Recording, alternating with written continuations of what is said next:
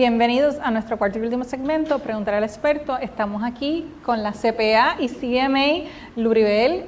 Cuéntanos un poquito de ti y cuéntanos un poquito de DP Accountant y qué ustedes hacen. Primero que todo, gracias por la invitación, gracias por tenerme aquí y confiar en mi conocimiento para compartirlo. Mi nombre es Luribel Santiago, soy CPA CMA, trabajo para la oficina de P Accountant junto a Damaris Piñeiro. Allí damos todo tipo de servicio a nivel de contabilidad, ya sea tanto lo más básico como el bookkeeping, hacemos consultoría, contribuciones, auditorías, atendemos a clientes de distintas industrias, entre ellas la industria fílmica, salud, música, alquileres, abogados, alquileres a corto plazo, a largo plazo y demás. Y turismo. Pues, ¿verdad? Vamos a hablar un poquito sobre las contribuciones de un negocio de turismo. Cuéntame, ¿verdad? ¿Cuáles son los impuestos, verdad? Porque los negocios turísticos no solamente tienen, ¿verdad?, las contribuciones que cualquier otro negocio tiene, o sea, tienen que pagar IBU, tienen que pagar, ¿verdad?, servicios prestados, o sea, hacer las trimestrales, pagarle a los empleados, pagarle a la ARS, pagarle a la Hacienda. Pero aparte de todo eso, tienen unos requisitos adicionales. Cuéntanos de esos requisitos adicionales. Correcto. Básicamente los negocios en la industria turística tienen, como mencionó la licenciada, todas las mismas responsabilidades contributivas que cualquier otro negocio en Puerto Rico. Ahora bien, de no tener un decreto bajo la ley 60, que entiendo que la licenciada entrará en detalle ya mismito sobre eso, hay algo, lo que se llama el room tax. Esto aplica más bien para los alquileres a corto plazo. Corto plazo quiere decir alquileres no más de 90 días consecutivos. Usualmente los conocemos como Airbnb o bajo la plataforma VRBO. Hay gente que lo hace a nivel directo, que le alquilan directamente una propiedad a corto plazo. ¿Qué es el room tax? El room tax en el buen español es la contribución por ocupación de habitación. Mucha gente no lo conoce, es una contribución que se le paga directamente a la compañía de turismo, es a nivel estatal. Esta contribución es un 7% de la tarifa por noche. Y requiere un permiso de turismo para que usted se registre y usted pueda entonces... Correcto, se supone, primero que todo, para alquilar una propiedad, ya sea a largo plazo o a corto plazo, usted tiene que tener todos sus permisos, patente, permiso único, y si es a corto plazo, muy específicamente, tiene que registrarse en la compañía de turismo para que le den un número de innkeeper. Con ese número se supone que usted radique todos los meses, en o antes del día 10 del próximo mes, una planilla reportando los ingresos que usted generó por ese ingreso de renta a corto plazo. Así que, ¿verdad? Si usted tiene un Airbnb y usted no tiene permiso de uso, usted no tiene patente y usted tiene room tax, usted no está cumpliendo. Correcto. Mucha gente piensa que por tener una propiedad que está en una buena localización y está vacía, pues voy a hacer un Airbnb. Va mucho más allá de eso, requiere sus permisos, su registro de comerciantes, todo al día, y tener en cuenta que esta planilla, aunque Airbnb es una de las plataformas que se encarga de cobrar este 7%, adicional a eso, ellos lo cobran y se lo envían a la compañía de turismo, pero eso no lo exime a usted de tener que erradicar su planilla mensual. Y también estábamos hablando, ¿verdad?, que aunque Airbnb lo envía a turismo no tiene forma de saber que ese dinero que usted pagó es suyo si usted no radica. Es correcto. Es como el ejemplo que dialogamos anteriormente, es como cuando su patrono le retiene income tax en todos los cheques y a final de año no le hace una W2, es como si no le hubiese retenido nada y usted perdió ese dinero porque se le envió a Hacienda y usted nunca lo pudo reclamar. Y no puedes deducirlo. No lo puedes deducir en planilla, correcto. Y, ¿verdad? Estamos hablando también ahorita y hemos hablado en otros segmentos que una propiedad de Airbnb pudieras quizás convertirla en una propiedad y en un proyecto turístico, ¿verdad? Y hemos hablado que reduce el income tax a 4%, ¿verdad? Reduce el IBU a 0, el IBU y, ¿verdad? Y esto es otra cosa que no hablamos necesariamente en otros segmentos, pero el IBU no es solamente a la noche, ¿verdad? Sino que también afecta a lo que son los restaurantes, lo que son casinos, todo eso se convierte en, ¿verdad?, ingreso que está a tasas preferenciales. También hablamos con el señor Sebelén que se reduce el crimen, se reduce la patente, eso hay un montón de reducciones, pero volvemos, porque tengas un decreto de ley 60, no te exime de cumplimiento.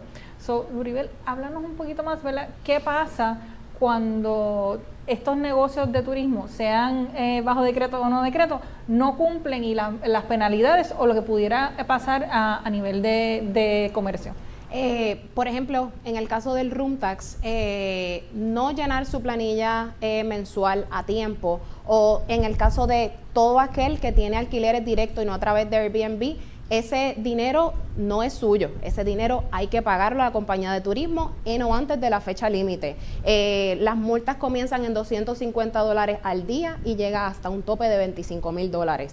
Esto sin contar los recargos e intereses adicionales que van encima de esta multa.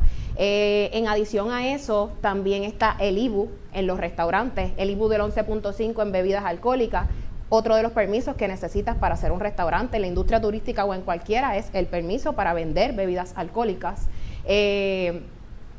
Esta planilla, adicional a la del room tax, es totalmente separada, se radica directamente a Hacienda. Se radica en o antes del día 20 y se tiene que enviar el 10.5% de ese 11.5 que se cobra, el 10.5 va a nivel estatal, el 1% va a nivel municipal.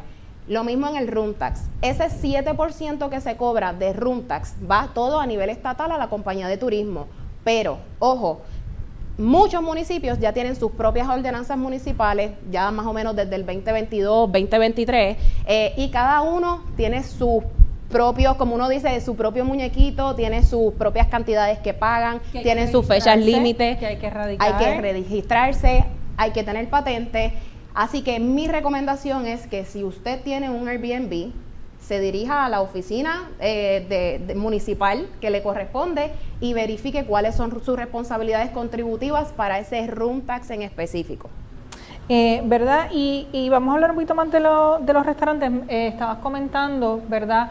Hemos hablado que ya eso se incluye en el ingreso que está cubierto bajo ley 60, pero si usted en el Airbnb está también vendiendo comida o fuera a vender bebidas alcohólicas, ¿verdad? Eso ahí entonces tendríamos que tener los permisos y tendríamos que también entonces estar pagando ese IBU adicional. Es correcto, es correcto. Y igual se circunscribe a las dos planillas. No por llenar una planilla lo exime de la otra ni viceversa. Usted tiene su Airbnb, tiene que llenar su planilla de room tax, al igual que tiene que llenar su planilla de IBU, pagando el 11.5. Alimentos preparados se cobran a base de un 7%, que es 6% estatal, 1% municipal. Igual, eso va dentro de la misma planilla del IBU del 11.5, todo se une y se radica todo junto. Así que, ¿verdad? Si usted está teniendo cualquier tipo de negocio turístico, la recomendación es que se busque un CPA y se busquen unos contadores que sepan hacer esto y que trabajen en turismo. Pero aparte de eso, Luribel, cuéntanos, ¿cuáles son las mejores prácticas que un negocio turístico pudiera tener, ¿verdad? Para ¿verdad?, estar en cumplimiento y no estar sujeto a las multas que tú estabas comentando, las multas, intereses, penalidades, porque aquí tenemos el super combo. Sí, Mi mayor recomendación, como bien mencionó la licenciada, es contrate un profesional que le asista en esta área.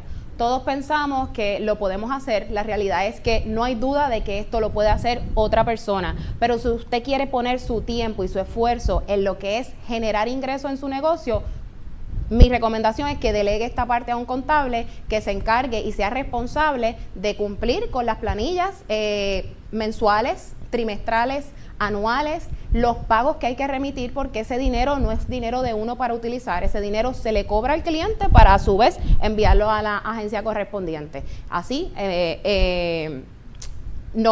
así evitamos penalidades, intereses, recargos y todo lo que conlleva estos gastos con los cuales un negocio no cuenta y se pueden ese dinero invertir entonces en otras áreas del negocio. Y verdad, otra cosa, hemos hablado hoy del crédito contributivo de turismo y de la misma forma que hemos hablado en otros episodios, el crédito contributivo de turismo también requiere un Agreed Upon Procedure o AUP.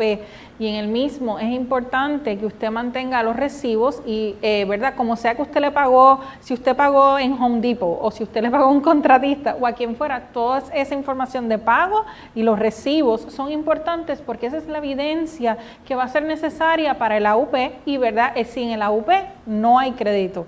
Y entonces sería dinero que desgraciadamente sería muy desafortunado que usted lo haya pagado, que usted haya cumplido con todas las otras cosas que hemos discutido en este programa, pero que cuando venga el momento de la AUP le tienen que reducir las cantidades que usted ha pagado porque no tiene forma de sustentarlo. O sea, y no solamente eso, ¿verdad? Es bien importante que también se ha comentado que esos gastos del primer año de un negocio turístico también cuentan. Así que volvemos, no porque usted acabó la construcción significa que ya acabó el incentivo. Así que es bien importante que usted guarde todos esos recibos y todas esas evidencias de pago, ¿verdad? Para poder llegar a cabo un AUP. ¿Y hay alguna otra recomendación en relación con los AUP que ustedes harían a los televidentes? Adicional a lo que mencionó, guarden sus recibos.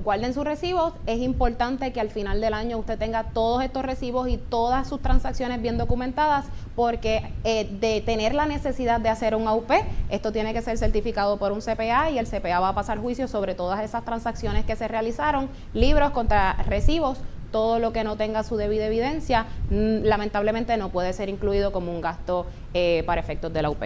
Y vamos a switch un poquito a restaurantes, ¿verdad? En restaurantes hay, por ejemplo, las bebidas alcohólicas, muchas de ellas son revendidas. Vamos a coger la cerveza, ¿verdad? Ahí la parte del inventario es otra parte donde, ¿verdad? Un contador puede tener mucho insumo y mucha importancia. Cuéntenos un poquito más, ¿verdad? Cómo eso es la importancia para un negocio de todas estas diferentes cosas. Importante. Todo lo que sea, todas estas bebidas que son revendidas, todo esto se puede deducir en su planilla de IBU mensual. En la misma planilla que mencioné del 11.5, la del 6% de alimentos preparados, se pueden incluir las compras que se realizaron a nivel local. Se le reembolsa el 1% que viene siendo el IBU municipal, se reembolsa, el IBU estatal, el 10.5%, disculpen, se reembolsa a través de esta planilla. Hay que hacer un desglose de suplidor con registro de comerciante. Asegúrese de que a las personas que usted le compra o a las entidades que ustedes le compran tengan su registro de comerciante al día, porque esto es información importante para poder recibir ese reembolso. Y la cantidad por la cual se adquirió el bien o servicio. Adicional, inventario, importante. Mientras más inventario usted tenga, más propiedad mueble tiene que pagar con la planilla del CRIM a más tardar el 15 de mayo de cada año. Así que usualmente lo que los comercios hacen es que venden mucho inventario al final del año, cosa de que al diciembre 31 tengan la menor cantidad de inventario posible por dos cosas, porque hay que contar menos inventario en una auditoría y para pagar menos taxes en la planilla de contribución de la propiedad. Y último, antes de irnos, ¿verdad? Que es bien importante en lo que son los negocios turísticos y los restaurantes, si usted tiene un decreto de ley 60 o de ley 74, está lo que es el decreto de manufactura, eso que si los productos que usted está comprando fueron manufacturados en Puerto Rico, usted tiene un crédito no revendible, pero sí lo puede usar en sus planillas de hasta un 30%. Así que con eso, ¿verdad? Antes de cerrar, Loribel, ¿verdad? Muchísimas gracias por estar aquí, gracias por contestar todas estas preguntas de las dudas que nuestros televidentes tienen sobre, ¿verdad?, el cumplimiento y las contribuciones en los negocios turísticos. Y muchas gracias a todos ustedes por participar, ¿verdad? Queremos, antes de culminar el programa de hoy, darle las gracias, recordarles que vamos a estar el 25 de septiembre en nuestro próximo programa y que mañana vamos a estar en el BE-Fest a las 3:30 hablando de lo que son los incentivos de Ley 60 con Gustavo Díaz-Coff de Incentives Pro, así que no se pierdan el BE-Fest mañana y nos vemos el 25 de septiembre aquí en Más Dinero en tu Bolsillo.